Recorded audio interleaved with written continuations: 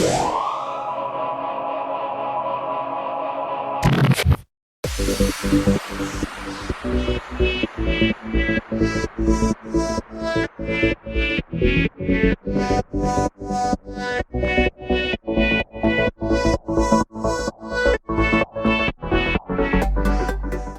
footy fans, welcome to another episode of the Ultimate AFL show for season 2016. This episode is episode 30, and well, coming up in this episode I'll be looking back at what was a fantastic opening round to the 2016 final series, and of course later on I'll be looking towards the second week of the final series, and in between I'll be also recapping the MVP awards that took place on Tuesday night. So let's not muck around, let's get straight in to looking back at week one of the AFL finals. Week one of the finals started on Thursday night with the elimination final clash between the Eagles and the Dogs. Of course, the Eagles was going into this game heavy favourites at Domain Stadium in Perth, but it didn't turn out that way in the first quarter. The Dogs came out and had a great quarter time lead, 4-4 to 2-3. They led by a couple of goals and continued that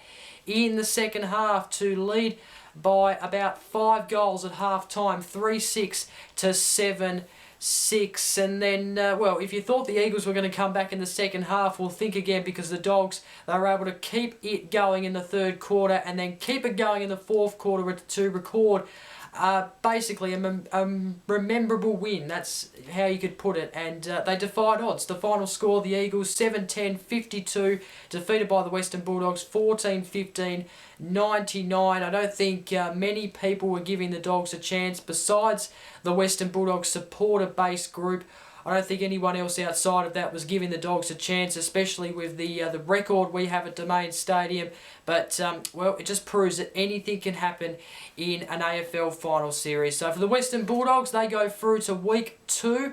And the Eagles, well, after a great month or so of form, they completely lost it in this game, because they are out of the 2016 finals and their season is done and dusted, which would be disappointing from their point of view. Let's go through the goal kickers. Eagles, Darling kicked 2, as well as Kennedy, who was kept quiet throughout the game. You then had Hill, Brown and Lacrasse kicking singles. And then for the Dogs, so many goal kickers, which is great to see from a Western Bulldogs point of view. You had 2 each to Picken, Dixon and Dunkley, and then Dalhouse, Hunter, Daniel, Liberatore, Smith, Roughhead, Bonampelli and Stringer kicked singles. This game played in front of just over 42,000 people at Domain Stadium in Perth. It was a great way to start off week one of the finals. Friday night at the MCG, Hawthorn and Geelong met in a qualifying final. Of course, these two sides have been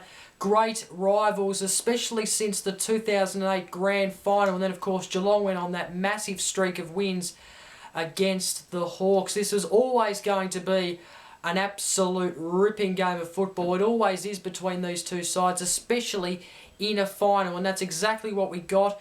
It was a bit low scoring in the first quarter, only 3 goals between the two sides, with Geelong leading 2-3 to Hawthorn 1-2. Hawthorn were able to take the lead in the second quarter, though, by just a couple of goals and lead 6-6 to 5-5. But then the second half, well, it was an absolute ripping second half. Geelong had a 2-point lead at three-quarter time, and, well, in the fourth quarter it came down to the final kick. Geelong were in front by a couple of points. In fact, they were only in front by 1 point, and it all came down to Isaac Smith, who took the shot.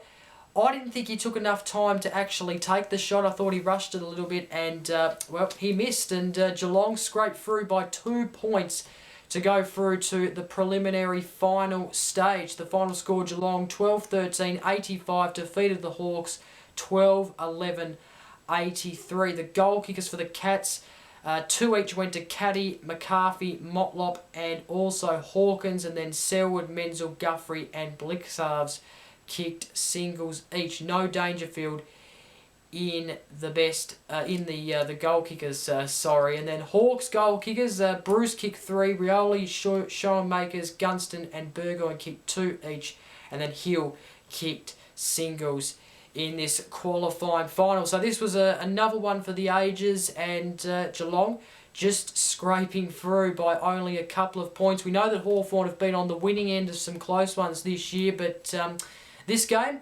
unfortunately, they were on the losing end. And, well, this game was played in front of just over 87,000 people at the MCG. A big crowd for a finals game. And, well, like I said, these two teams played out an absolute cracker. One for the ages. Very historic day in Sydney football on Saturday because the two Sydney teams faced off for the first time in an AFL final. Of course, this was also the Giants' first ever final. They came in 2012 to the competition. It hasn't taken them long to face the big stage. This was at ANZ Stadium. Of course, a lot of controversy about the ground, but I guess it's just common sense. Of course, you want to get the biggest crowd in, and a lot of people would have wanted to go to this game, especially those who live in Sydney. Now, this was an interesting game. It started off a little bit low scoring, although 6 goals is not a bad, not bad in the first quarter. I thought it could have been higher, but the Giants had a 1-point lead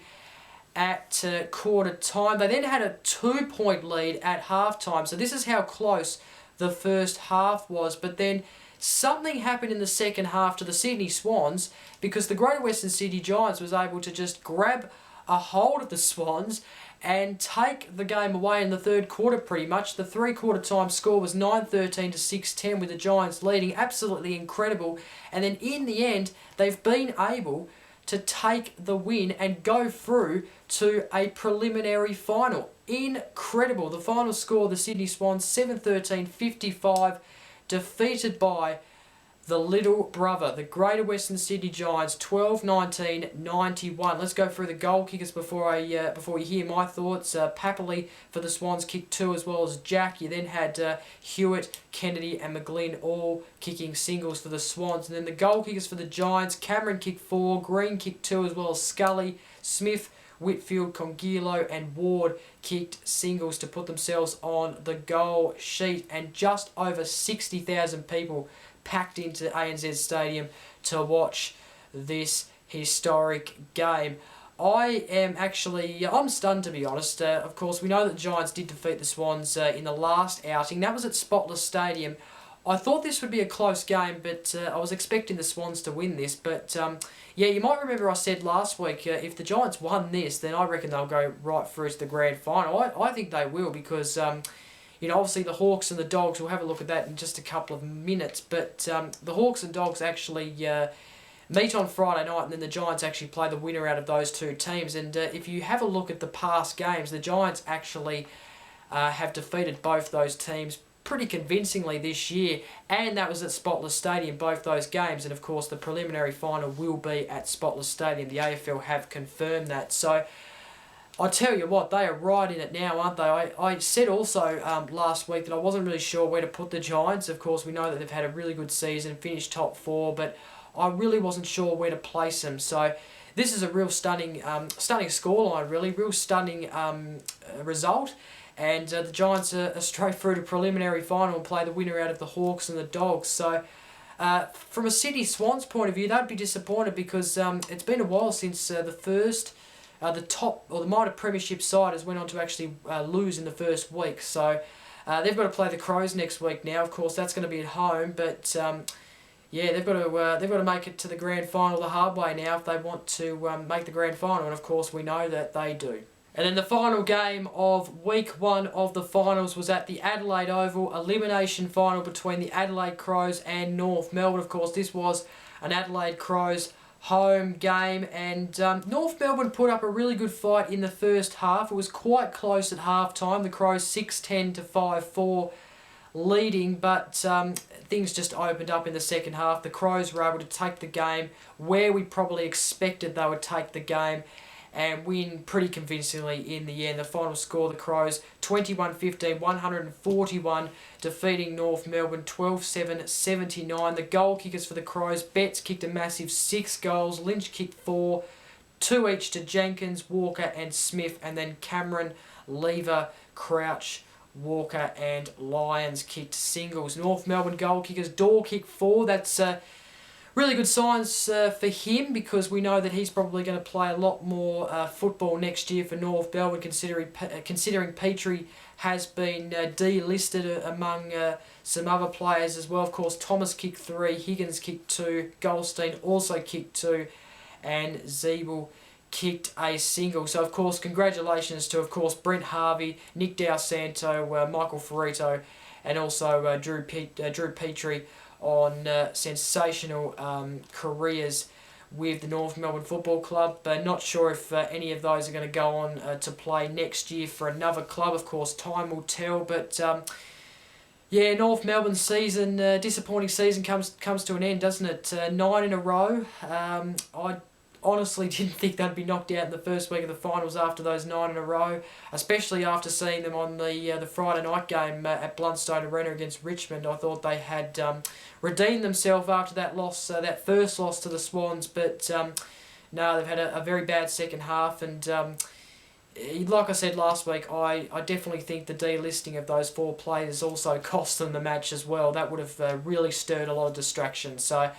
unfortunately, North Melbourne's season comes to an end, and the Crows, well, they're through to the next round, of course, and face a massive game next week in week 2 of the finals. Okay, so that is week 1 of the AFL finals series done and dusted. Of course, week 2 preview is coming up very shortly, but I first want to review the MVP award winners for 2016. Of course, this event was held on Tuesday night at Docklands. I'll start with the best captain, and Taylor Walker claimed the best captain award for season 2016 of the MVPs. Of course, he's from the Adelaide Crows, has done a sensational job as captain for the Adelaide Crows this season. The best first-year player award went to, of course, Callum Mills from the Sydney Swans. He was always going to get it, considering that he won the Rising Star Award, so that was no surprise. The Robert Rose Most Courageous Player Award went to Luke Parker of the Sydney Swans, and then the Lee Matthews Trophy, the Most Valuable Player, excuse my bad talking there, the Most Valuable Player, Lee Matthews Trophy, the winner was Patrick Dangerfield of Geelong. He won on a massive 1,369 votes. Absolutely incredible. And the second best was Rory Sloane from the Adelaide Crows on 443. Of course, this is an award that is voted by your peers. So, of course, you can see there Dustin Martin from Richmond, 297 on 3rd. Of course, Max Gawn there as well, getting 4th and rounding out the top 4, as well as Eddie Betts, who was also on 4th as well. So well done to Patrick Dangerfield. He is the MVP of 2016. Okay, now along with those MVP awards, the under-22 side was also announced on Tuesday night. This is comprising of the best under-22 players in the AFL. There's one player who is missing from this side and making this side pretty controversial. I can't actually work out why he's been left out, but anyway, I'll go through the side and then talk about it after. From the back line, you had from the Adelaide Crows, Rory Lade, Jacob Wittering from the Carlton Football Club, and also from the Carlton Football Club, Sam Docherty. You also had from the half-back line, Callum Mills from the Swans, Jake Lever from the Crows, and Zach Williams from the Giants. The midfield, Zach Merritt from Essendon, Patrick Cripps from Carlton, and Stephen Congilio from the Giants. From the forward line, you have Isaac Heaney from the Swans, Jesse Hogan from the D's, and Christian Petrarca also from the D's. In the full forward line, you have Jake Stringer from the Dogs, Joe Danaher from the Bombers, and Darcy Moore from Collingwood. And then the followers, Brodie Grundy from the Pies, Marcus Bontempelli, who was named captain. He's from the Dogs, of course. And then you have Jack Viney from the D's. And then the interchange, Jack Martin, Tim Membry, Ollie Wines from the Power, of course, Tim's from the Saints, by the way, and then Lockie Hunter from the Dogs, rounding out the best 22 players of the AFL in 2016. Caleb Daniel left out of the side. I'm not sure how, because, well, this was a player who a couple of weeks ago I was saying that he should be winning the Rising Star Award. He didn't. Callum Mills of course, beat him, which, okay, it's fair enough, but Caleb Daniel left out of this side. I can't believe it, and yeah, I don't know how, to be honest. He's, he came second in the Rising Star. He's under 22.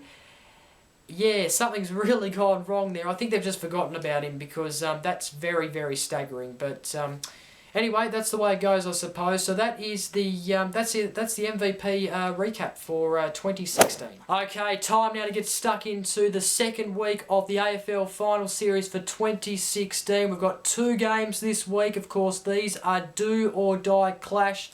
No more second chances. The second chances are done and dusted. If you lose, that's it. You're out. It's as simple as that. I'll start with the Friday night game on Friday the 16th of September, starting at 7:50 p.m. It's at the home of footy, the MCG. Probably going to be played in front of 80,000 people, and that is Hawthorn, the premiers of the last 3 years, up against the rising team of the last couple of years now, and that is the Western Bulldogs, who came off a defying the odds win on Thursday night at Domain Stadium in Perth. I can't wait for this game. Of course, everyone knows that I'm a Western Bulldogs supporter. I'm going to be cheering on the Dogs for this game, of course, and I'm going to be tipping them, though. But I'm actually going to be tipping them from an expert point of view. I think the Dogs will actually win against the Hawks. I think I think they'll find a way to win. I think, considering how well they played on Thursday night, they can beat anyone. They can go as far as they want to go.